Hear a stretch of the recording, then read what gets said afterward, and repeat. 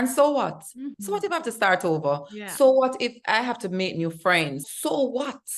I will go and I will figure out what is happening. So for me, when I think about reinvention, I'm thinking about what happens when I'm in this new space. What are the possibilities when I'm in a city that have 33 million people Yeah. versus living somewhere with 3 million? Hello, ladies. Welcome to the Balanced Lady Boss Show. It's time to face that one question that's in the top of your mind. Can I have it all? Can I have success without the stress and toxic relationships? Here's your chance to get some insight, some advice, some real girl talk, and sometimes real man talk on how to be the boss, whether it's boardroom, bedroom, or when you're trying to find the time to access your bliss. Let's do it.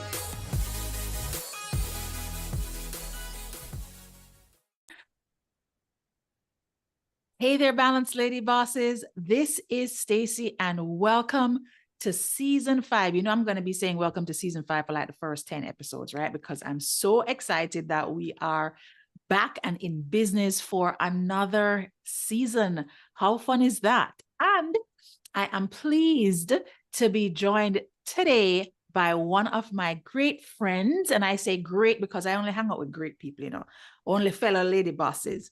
Michelle O'Connor. Say hi, Michelle. Hi, lady bosses.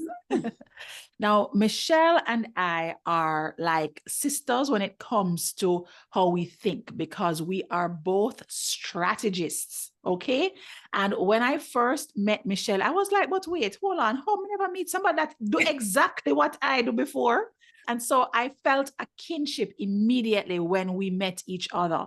And Michelle actually has a company, SWM, called Strategy with Michelle. She is a believer in following one's dream, even when no one else is cheering you on. Michelle has danced the beat of her own drum all the way from the inner city community to creating an abundant life from which she is now giving back to others. And those others, a lot of you would probably be able to relate to. Those others are entrepreneurs, business owners, persons who may not have the business acumen and skill set that everybody says you need in order to run a business and be successful. Michelle is the woman that champions your cause and helps you to put action behind those dreams. So welcome to the show, Michelle. I'm so happy to have you. Thanks so much for having me, Stacey. It's almost a year in the making, right? When we met, we were like, we are on like the same journey. Let's do something together and get some word out there to everybody about just our journey and how things are happening. So it's Yes. I'm very happy to be here.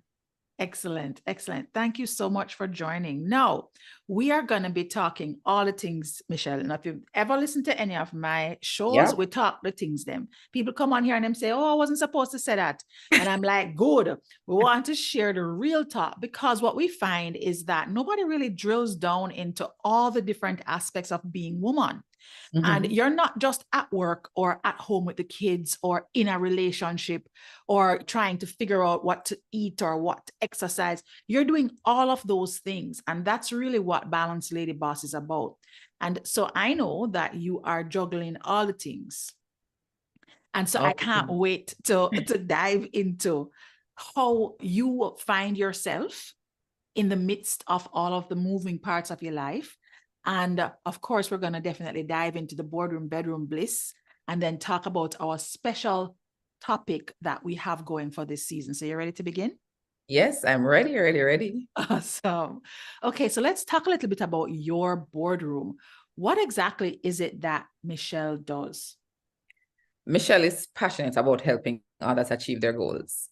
And so because of that, I feel it's my mission, and I know it's my mission to just help persons to birth the ideas that they have. And when they give birth to it, I now want to still help them to nurture and bring it out and have other persons see it, because I do believe that we're all uniquely created and we have something good to offer to the world, and we are connected more than we even know. So I may be able to birth something, but I don't know how to take care of it and nurture. And so I need somebody to help me to move it along. And so I think it's my mission to just help entrepreneurs birth those ideas, launch it, grow it, scale it, bring it to the world, conquer the demons in their minds, in our minds, telling us that we can't do it, it's not possible. And so as long as the Lord lends me breath in this season, that's what my mission is. Okay, excellent. So now, were you always entrepreneurial? Did you just have this dream of having your own business one day, and that's what you were thinking about as you were growing up? Not at all. I never thought of it. Funny enough, I was on a podcast this week and I was talking to the person, and one of the questions she asked me was, what if you were supposed to give your life a movie, turn your life into a movie, what would it be called? And I said, on the spot, because I'm not very creative, right? From 6. So it meant that from I was 6 years old, I saw things in my life. And now when you ask me that question, what I think of is my mom was always entrepreneurial. Like we were selling sweetie at home at one point in time. We were selling ice. We were selling suck. So I learned how to use the candle, put the sweetie in the plastic bag, use the candle to seal the bag and cut off the top. And then that now goes in the store. So even like when I go and I buy like the drops and the Jamaican stuff, I'm like, oh yeah, man, you just set the candle, run the candle across and it seals the plastic bag together. And then my mother used to make bras, slip, underwear, and we used to have to carry it to the friend down the lane, and she would go to Coronation Market and sell it. So I never had it that I would ever do any of those things. But when I think about it, like I never even think about it until you asked me that question, that my mom was always entrepreneurial. I always wanted to do something in the sciences, but I guess it was inevitable. No, that's so powerful, that what you've spoken, like I have all these light bulbs and questions going off in my mind. First of all, she was tapping into the essentials. Like, who don't need a bra? Okay. You need bras, you need slips, especially if you're going to private school or school in Jamaica. Yes. You gotta have the slip to put under you have to the carry, uniform. you have to wear your slip to church. Wear your slip to church, right? And then you talk about the sweetie.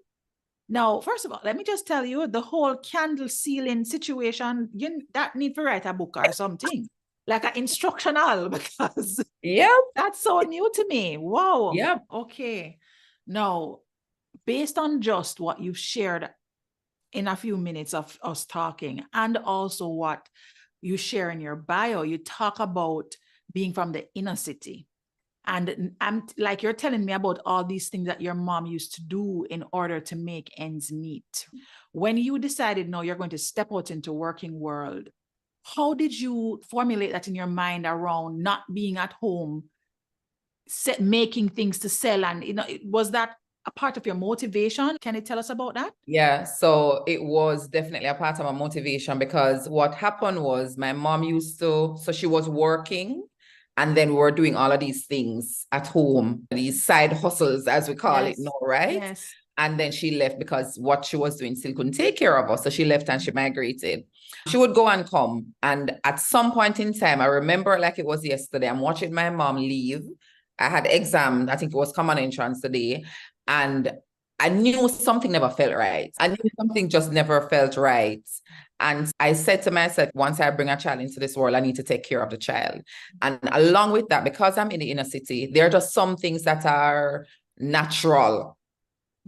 Get pregnant young, you drop out of school. The boys now go and they're involved in different kinds of illegal activities, and you just don't see persons dress up in suit or anything, or you get any kind of jobs that will take you out. And so my mindset was education. Nobody around me had it. Education.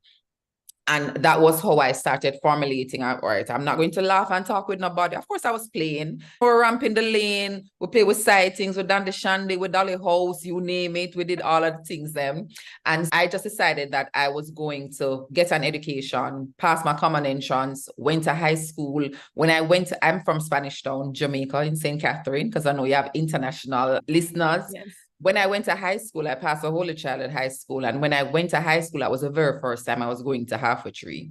Wow. Very first time. I didn't even want to go. I passed on my first choice. Back then, we did exam in grade 5. I didn't want to go to Holy Child. I wanted to go to St. Jago High because it was in Spanish Town, and that's what I knew. Right. So I went to high school, and I was involved in every club, key club, you name it, every club I was involved in, because I wanted to get what it would take me to get me out of the inner city community. And even though I hit roadblocks because by this, after fifth form, mommy can't afford anything else. And so I had to get a job. And in getting that job, I then got my work. I worked for 4 years. At 16, I was turning 17 in September, but I worked for 4 years after fifth form. And then I sent myself to university. That was another part of my journey as well, because I did sciences in school. My teachers always believed in me. They were like, you're a brilliant girl. And I wanted to do something in science. So I did chemistry, physics, bio, add maths, English, one other subject I don't remember. And because I know how to change the trajectory, because there was no part-time science degrees, I know how to do something in business. Because, of course, I did sciences back then, and I'm aging myself, office procedures and OP and POB. Principles of business. Principles of business, sorry. Oh my God. So I taught myself those, and I did those in CXC on my own, so I could go and do a degree in business administration. So that's how I got out. Wow. Wow, Michelle, I am totally inspired. When you talk about being a first generation university student, yep. And similarly for me, I was a first generation university student. And I didn't realize the importance of that. Actually, it was through being an American and being in the system here, where Black Americans talk about that a lot, about being first generation university graduate or first generation business owner, because it's these things that we kind of take for granted and don't recognize how much work it is. Yep. And how many persons just either didn't have the opportunity or did not, even if they maybe have had the opportunity, they didn't have the capacity to do it because maybe they had to be working in order to provide for themselves. They couldn't afford it, etc. So just hearing you talk about your being so focused, I think we take for granted now that university is just a natural next step, but it's still not that way for many persons. And trust me, Stacey, there are 5 of us for my mom. I'm the last of 5. Wow. And I was the first one to get a university degree. I was the first one to own a home. Yeah. So when we think about those things and we think that, and that is why for me, when I think about my mission, I think it's bigger than I can imagine. Yeah. Because I think there are lots of people who just believe it can't happen for them. Yeah. Like how you move from having where you sleep right there, so your bathroom over there, so then your toilet 20 feet down from where you are. How do you conceptualize in your head back then that this is different? Now we have internet and we can see that it is possible, but back then it was nowhere. Everybody live where you live. Yeah. Yeah. So I think it's good when we get the word out there to let persons know that, look here, anything that you're thinking about. And that is why I marry that with what I do, because I can say to somebody who has an idea to start a business and everything around them is telling them, no, that it's possible, it can happen. Let me go through a whole heap of things. It's possible. It can happen. If I was able to overcome that, what about you overcoming just something in your mind? So I try to marry the two so persons can see that it's bigger than just them. It is possible. Yeah. That's so good. That's so good. Talk to me a little bit now about career, because you're a recent entrepreneur, meaning like full-time business owner. Yeah. What were you doing full-time before you decided to step into entrepreneurship? So full-time before, I was head of strategic planning and execution at a financial institution. And I did that for about 7 years. And even how I ended up there, that alone is another testimony. But I was doing that. And because I was doing it in Jamaica, Trinidad, and DR, Dominican Republic, one of the things I realized every time I would plan and lead these strategic retreats was that the need for businesses are the same no matter where you are. And the framework that we use is just the same. And then I ended up in 2018 I went to a personal development session, and one of the facilitators was asking, do you have any entrepreneurs in the house? And a few persons raised their hand. And she asked, you're thinking of growing a business, what's the first thing you're going to do? And the person couldn't answer. So I'm there beside my friend. I'm like, oh, you must have known that. You'd be surprised. That's a basic thing. And then she said to me, maybe you should do it. And I'm like, oh, no, man, everybody's supposed to know. Because sometimes, when you're in corporate, the things that you do every day, you just believe that is a natural thing. Yeah, you take it for granted. You take it for granted. And I spoke to the lady who actually facilitated after, and she said to me, you could coach persons in doing it. And I'm like, really? And she said, yeah, man, you could. And we started working together and I planned a few workshops and it has evolved and it continues to evolve and continue to grow. But that's where I was at the time in corporate. Okay. Okay. Very cool. So very similar to me in that particular bubble of strategic planning and just recognizing that when people step into running their own businesses, they actually don't know. When I came into that awareness, I was like, how is this possible? So you out here running the streets, doing all this, making money, and you Yeah. don't have a lick of sense about how to run the streets and make the money. Them just, Look here. have their idea and they're going with it, right? And so that's where you know now that even for professionals, for a professional woman in a corporate setting, because I do consider entrepreneurs professionals in whatever field they're in, right? Yeah. Professional women that are in a corporate setting, a lot of the time when we're thinking about either stepping into a new position or stepping out into a business, we get so caught up in our heads about what we don't know, but we would be shocked at how much we actually do know and can take into another role or take into this career that could be amazing. So Stacey, I'm gonna tell you something quickly. I went in strategic planning by Buckup. I worked in the call center before. Okay. I didn't even know that there was a strategic planning department. I just knew that I was doing some work with this young lady and I liked what she did because it was scientific. I had to think about pulling the pieces together. And she got pregnant. And I said to my boss, who's going to relieve her when she's on maternity?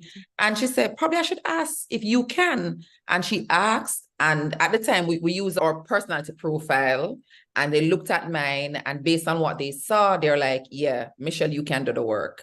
So I was a business analyst in strategy for about 3 years. And then my boss migrated. Funny enough, she lives 15 minutes down the road from me right now. It is so weird. 15 minutes. Wow.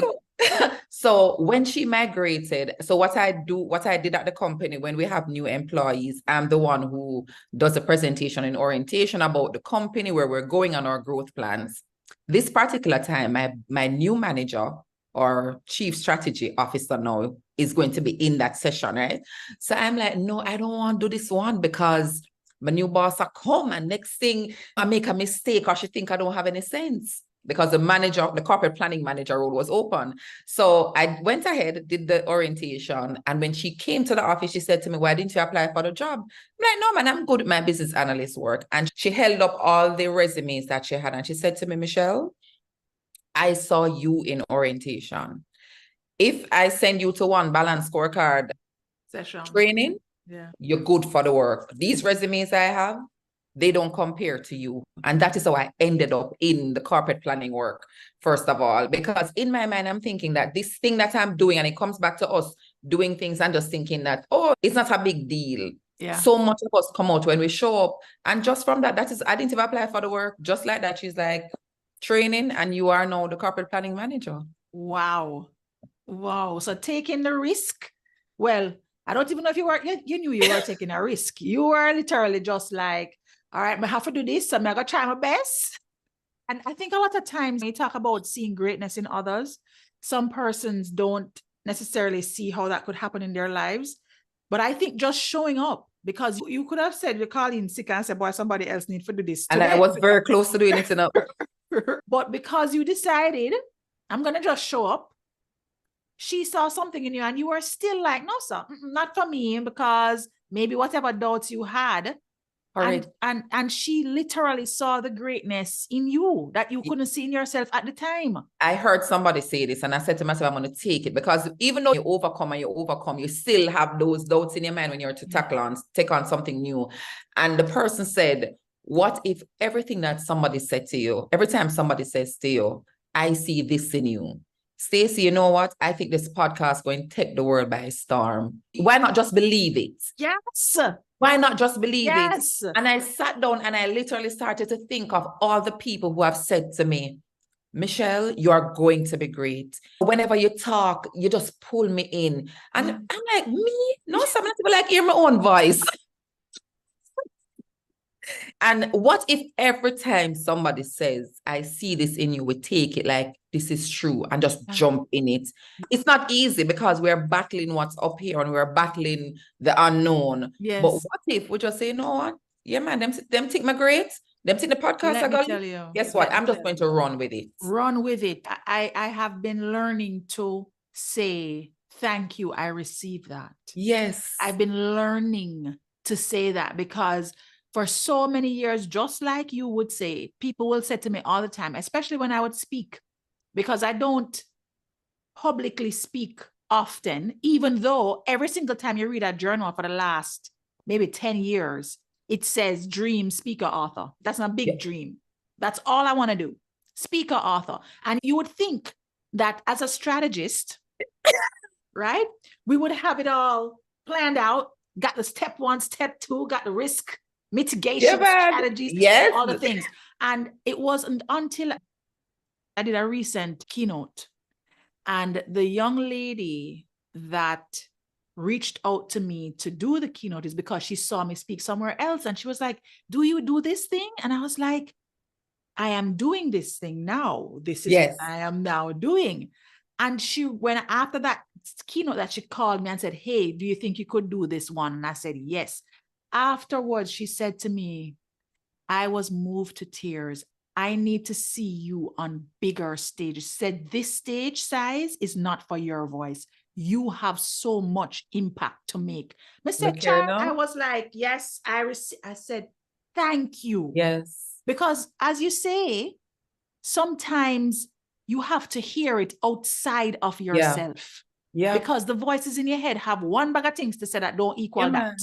So I totally get it. I totally get it. And I love the trajectory that, you know, sometimes it's not you put yourself on a trajectory, but it has evolved, and you have clearly been stepping more and more into your greatness because you stepped into a managerial role after being settling, and then you end up as head of a particular unit. And then you decide, you know what? I'm going to run my own business. Tell me about that. Yeah.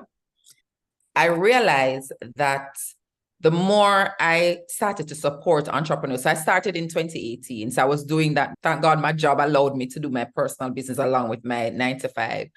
And the more I did that, the more I realized I was more fulfilled from doing my personal business.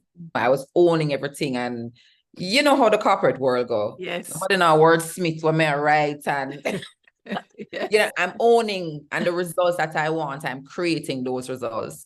And so I told myself that anytime because, you know, we're corporate persons just the same, and we're strategists, we kind of implement it sometimes. Yes. I told myself that whenever my income was able to match my job, I would leave. It never really reached there, but what ended up happening is I realized that there was more room for growth, but I was being hindered because you had to work. Or I wasn't able, let me not use the word hindered. I wasn't able to grow because of this. And another thing was happening is I started to do a lot of introspection. And I think even leading into COVID, a lot of that happened. Whenever my husband and I would do I'm big on vision boards. I do it every year. I actually started out before I started my business, hosting vision board workshops. And whenever we would create, I would create the vision, my husband and I would create our plan, and then my business plan and life plan come below that. And so I realized I also wanted to own my time to take my son to football practice and to watch him, and my husband come home, I'm just tired, I'm miserable, I don't want nobody talk to me, and I'm just like, I want to own my time. So if I know that on a Tuesday and a Thursday football practice is happening, I lump my work early in the morning so I can have my afternoons free. And so I just got to the place where I just realized that this was no longer for me, and I was going to leave. And it was a very big decision, and I didn't know how impactful my decision was, because there are so many people who see themselves in us. Yes. We wake up every day and we're moving, and we don't realize that by even waking up and showing up, I'm inspiring a whole host of other young people. You see, when I resigned and the email went out, I'm talking about it now and I'm getting goosebumps. People say, Michelle, you're inspiring me. Wow. Because there are so many things I want to move, not necessarily resign from their job, but do something different. And they feel fearful, and they're like, but if Michelle can wait upstairs beside the CEO and make the decision to go and do something that she's passionate about, what about me? I turned counselor. I don't think HR got as many calls as I got, because I got everybody life story. And it's just weird. It's for somebody who I'm not where I work, it's not that I see a lot of people every day. But just the fact that I show up, maybe it's when I go to the gym and they're like, oh, because sometimes you work upstairs, you're up on top floor, they see you as being on top floor. So when you relate to them, they see you as normal and somebody you can talk to. And no, I resign and they're like, oh no, man, I need to talk to Michelle. So I created a whole different community from just doing that. Wow, that's so inspiring. I'm inspired. How do you now navigate all of this change with your husband? Because you are happily married, Yes. happily boot up. So we're shifting into bedroom now. How is he supporting or questioning or championing all the different shifts that are taking place with you? So the funny thing is, I would have made that decision before if it was just me. Because having gone through all the things in life, I'm like, there's nothing that I've not been able to overcome. And so I was willing to jump and take the risk. He's more on the conservative side. But once I made the decision and I'm like, Andrew, this is it. And he's like, yes, let's go. Let's go.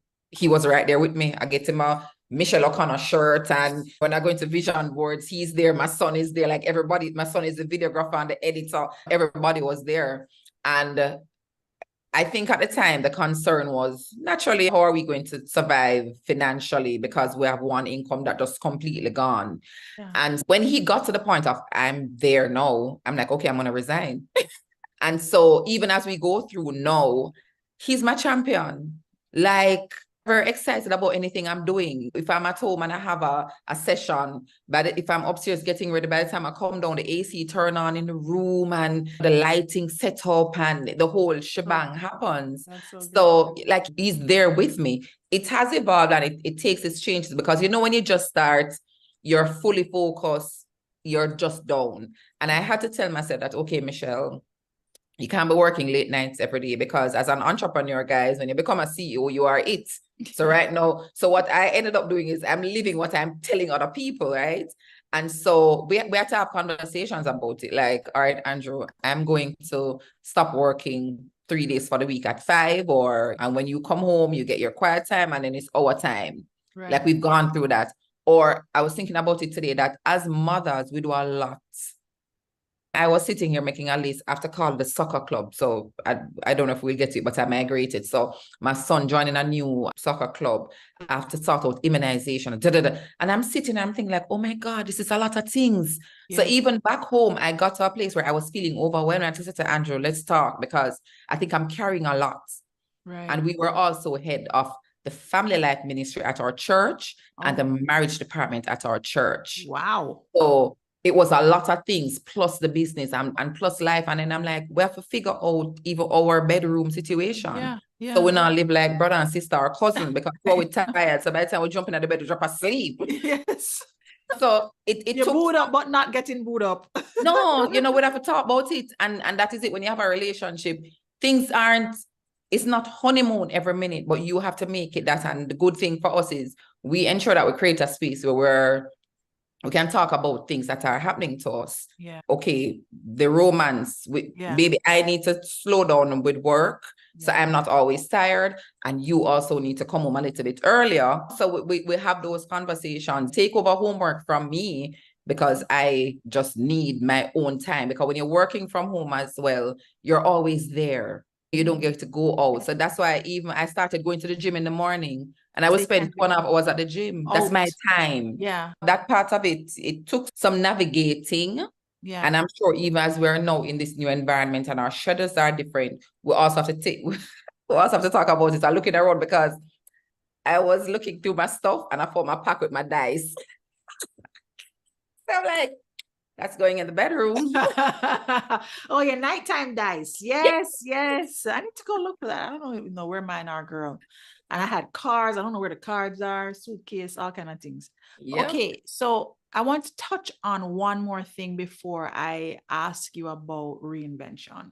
Yeah. You mentioned that you were the head of the marriage, like you actually led the marriage counseling division at your church.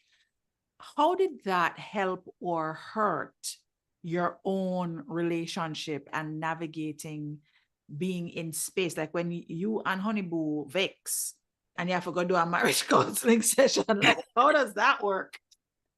Girl, let me tell you something. The Lord made a mistake. So, being the head of the marriage department for me, and my husband and I spoke about it, Andrew and I spoke about it even before we got the work, right? That it's not about us. So from we were engaged, we're clear. Marriage is an institution ordained by God, and therefore it's not about me. And the same way, and I got married at 37, so I was like, I'm married all, so therefore this is it. Like, we ain't trying to do this again. Like, just So one of the things I said to myself was the same way as women, we invest in everything. You're working at an institution, even though we are in strategy and we have the skill, we still go on training, you still spend time developing who you are so you can show up in your job. We go to school. Marriage is an institution. Let us ensure that we treat it the same way. We're not coming in this relationship perfect. How am I going to develop myself? Also, and so we did do that work, and we still continue to do that work so we can pour into the couples who come to our workshops and come to our sessions. Or, I mean, we weren't counselors, but there were persons who looked to us as young as we were for counseling. The other thing it did was the forgiveness part. I got this from my Sunday school teacher, and he said, if it's not going to matter in 5 years, Michelle, just let it go. Sometimes it's hard to let go because me just say like, how could you not, right? But then sometimes you kind of take a few days, and I think about myself being a Christian and how the Lord forgives me, and how can I now show the same love? Because for me, how I look at it is, we're both in this relationship together representing the church. And if our hope is to make it into heaven, I'm helping you, or you are helping me. If my husband does something wrong in my eyes, it's wrong in my eyes. It may not be wrong, it's just wrong in my eyes. Because the thing is the thing. If he does something wrong, do I leave him alone to continue going down that path? Or am I helping him so he can become the person that the Lord wants him to be to make it there? So that is how I had to and it's hard because the human part jumps in and the flesh jumps in. But how do I now help to get there? It requires some tough conversations. But one of the things I try to do when I've had tough conversation to have, I start out by just making it very clear. My words may not come out the way you want it to. It may not sound the way you want it to, but it's coming from a place of love. So let's now jump into this tough talk that we need to have. But being the head it helped us to grow more out of ourselves and develop more as a couple, and it challenged us more. But of course, we have to do a lot of those inside the house, away from everybody. But what person see is the work that went on behind the scenes. Yeah. No, that's good.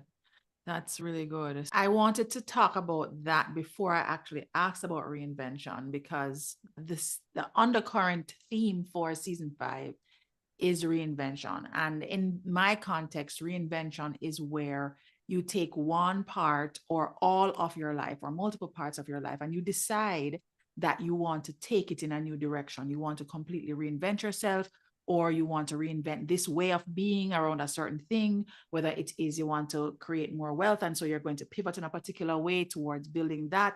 It is just essentially almost like a resurrection of self towards a particular direction.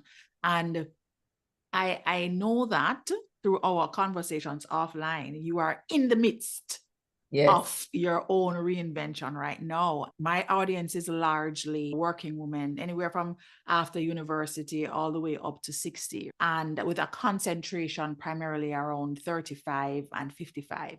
And that is like the sweet spot right there. So when it's like you're looking at your life and you're like, what am I doing? Yeah. What should I be doing? What am I serving my purpose? It's like, I can't tell you how many women I've been having that discussion with. So talk to us about your reinvention, whatever you can share. Yeah. How that has really started to shape where you are today. So even before I answer, I want to say that I think that theme that you have, it's real for the time. Yes. Because we would have been living the lives that we were living pre-COVID. Then COVID caused us to go into something. We didn't even know if that is the thing we wanted to become, but we went into it to survive.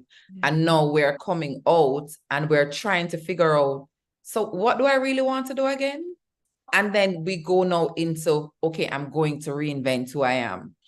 And because I've gone through so many seasons, one of the things for me when I have a decision to make is, it's okay if this chapter is done.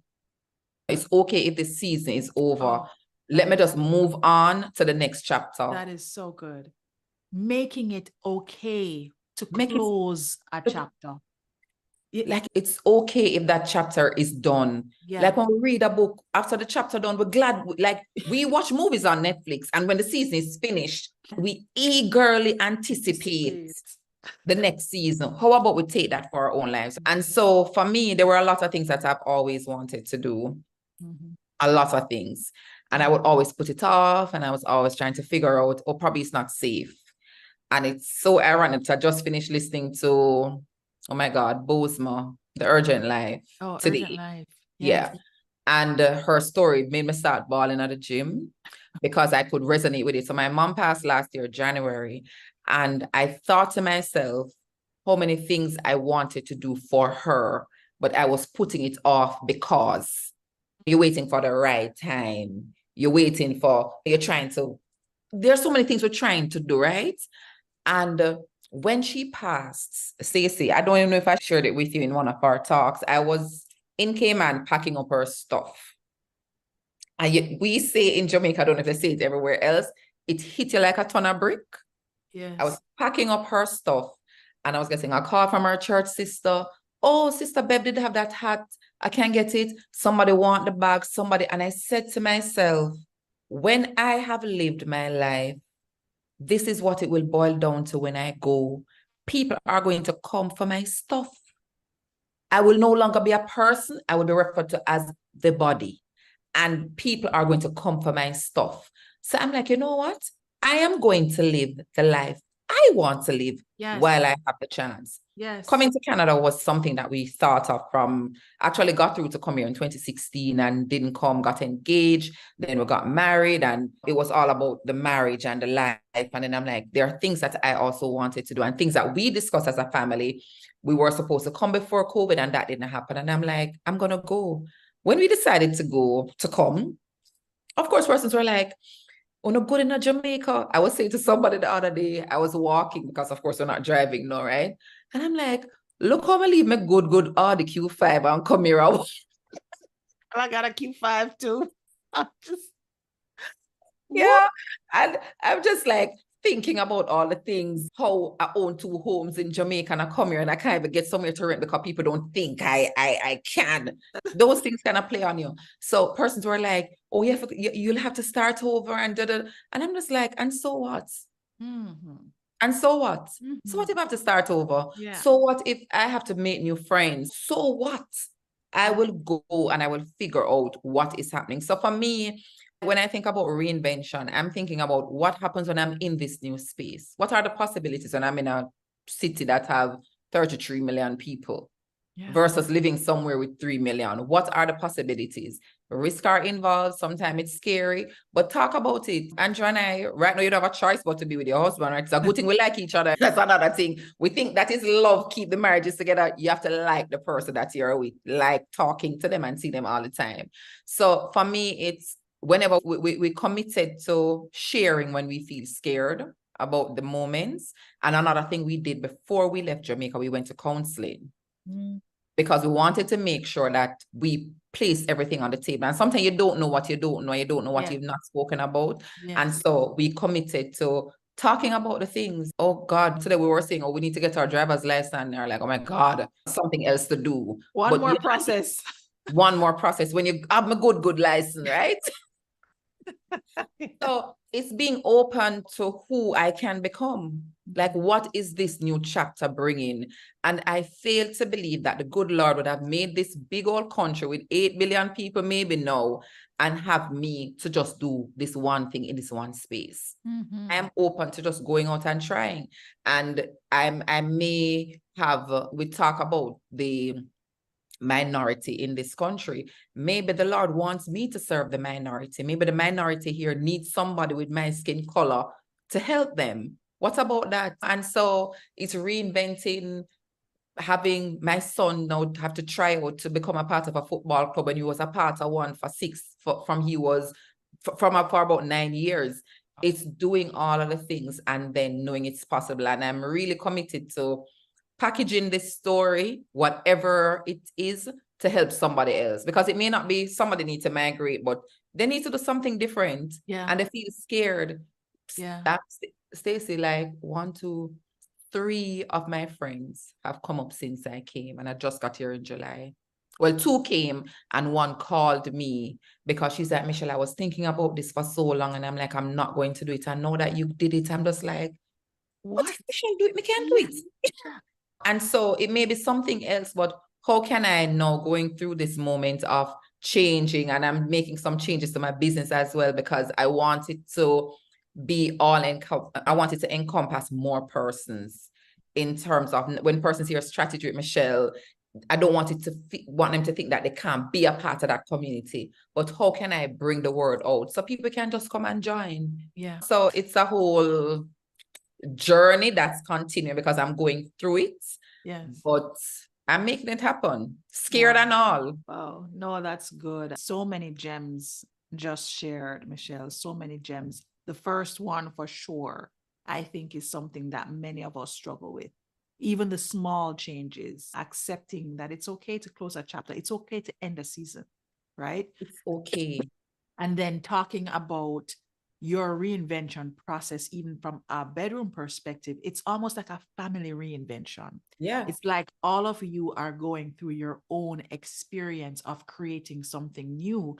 And then the family as a unit is creating something new, which I think is so empowering and can really work to bring the family closer together. Yeah, You know, because we're doing it together.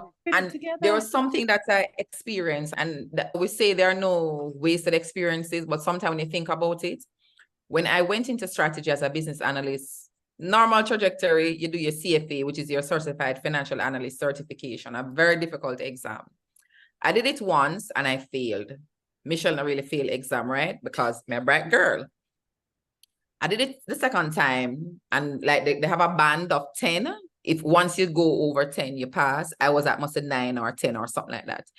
And I asked myself, why are you failing? And then I realized I never wanted to do it. I had to be bold enough to say to the persons in my company, and that's a big thing for you to say, oh, you're not a CFA?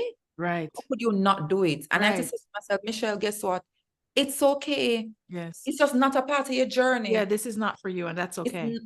It's not for me, and it is okay. And we need to sometimes just be careful that we're not allowing other persons' fear and plans that they have for their lives to form what we think about ourselves and where we're the direction our life is going into. Yeah. Because maybe for somebody else, doing CFA is it. Like, how could you not want to have that behind your name? Yeah. And I'm like, I don't.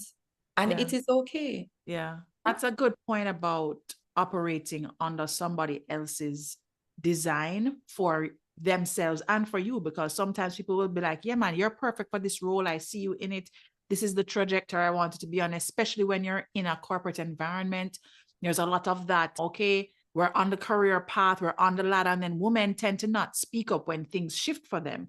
So they may be on a track initially, and then maybe it is that they've had a child or they've gotten married or they just had an experience, some epiphany experience that has them saying, I don't really feel like I want to do this anymore. Yeah. But because of fear or not feeling like you are deserving or worthy, we just go along with it. Or maybe because we see other persons and think, well, this is what I'm supposed to do. We don't take the chance on doing something else. So that's a really good point. It's a scary thing to do, but trust me, there are many of us who have done it. Yes. And you may lose some people. Let me tell you what happened to me when I started doing vision boards and persons used to pay for it. I had persons who I know and thought were friends is probably not the right term, but colleagues that we work together very well. We work very well in our working relationship, discouraging persons from coming to my vision board sessions. Wow. And the person come to me and she said to me, Michelle, how could they? Like, because, they're like, why would you want to go? What has she done with her life that makes it such a big deal? Yeah. People don't know you. Yeah. And sometimes people meet you at a point and they feel like they have your entire life story. Yes. They don't know you. They don't know the things that are driving you on the inside. So for me, I learned the lesson from my mother's passing. She was good today. She was in the hospital, but we thought we had more time. And I'm like, I think I have more time. But guess what? For the time that I have, I'm going to do me. Yeah. Because I rather do me and fail than yes. sit in fear and do what other people say I'm supposed to do. Let me go out there and explore and see what is possible. Excellent.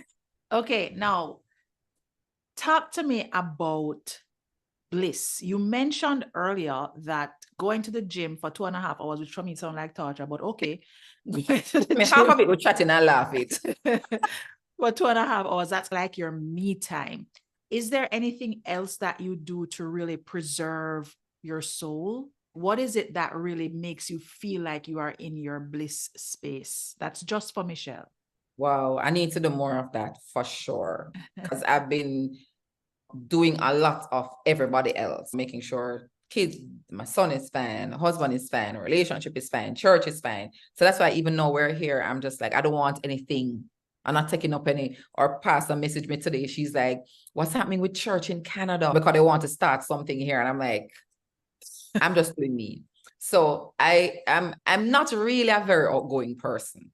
I like my little own time. Just being at home and finding a show on Netflix and watching it is good for me. Yeah, Netflix You and know, chill. I'm good doing that. Or if I love nature, going somewhere new, traveling. If you, my cousins say, like, Michelle, let's go to Paris and watch Usher. I'm like, if you're buying my tickets, I'm there. Oh my gosh. I wanted to go see him in Las Vegas and I ended up Yeah. seeing Beyonce and I didn't get to see him. But girl, Paris sounds a whole lot more like a plan. Can I tell you? So like things like those, I like things that give me, it allow me to, because people don't believe when I say this, but I'm an introvert, right? So therefore, for me, it's those are the quiet moments. So whether it's I'm just at the beach by myself, or I'm walking through nature, or when we go to the park and my husband and Josh there, Andrew and Josh, they're playing football, I'm just walking and I'm good.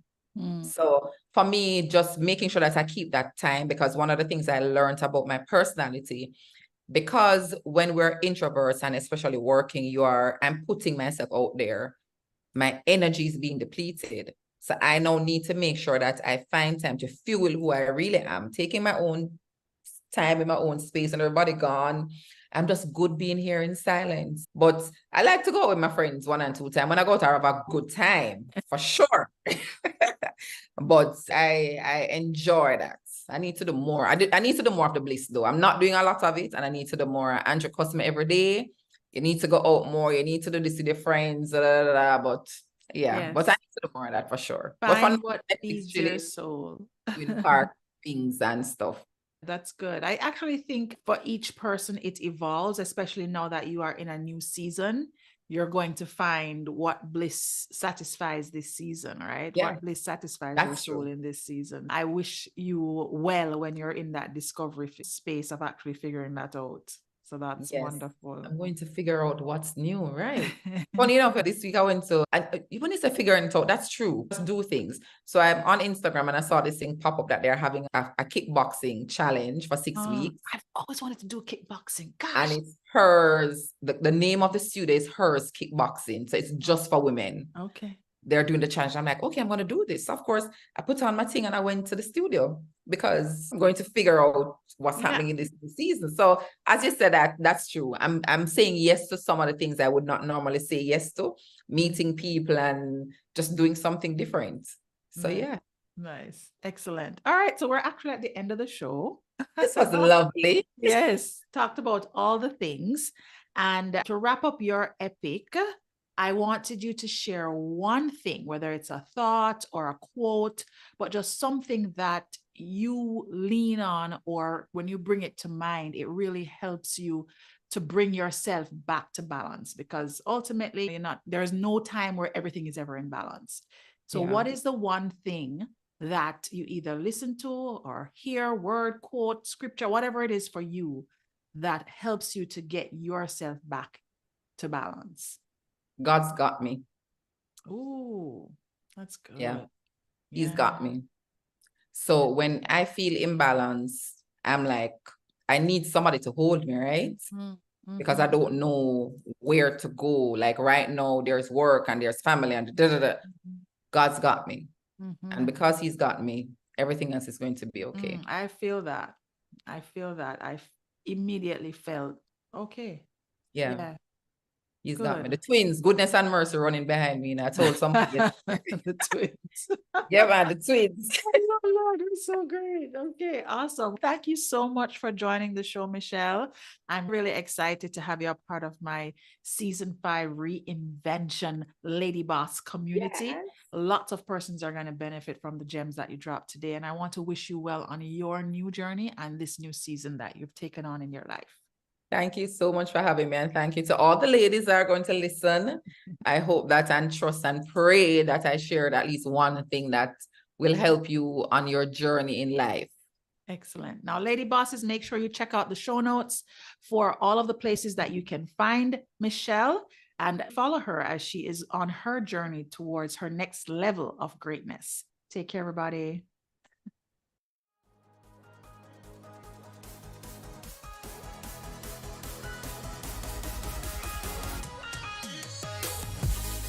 Thank you so much for joining us for another epic of the Balanced Lady Boss Show. It really means a lot to know that you have chosen to join our community and to listen in to all the insights and gems that are dropped by my guests, or if it's just me on our episodes.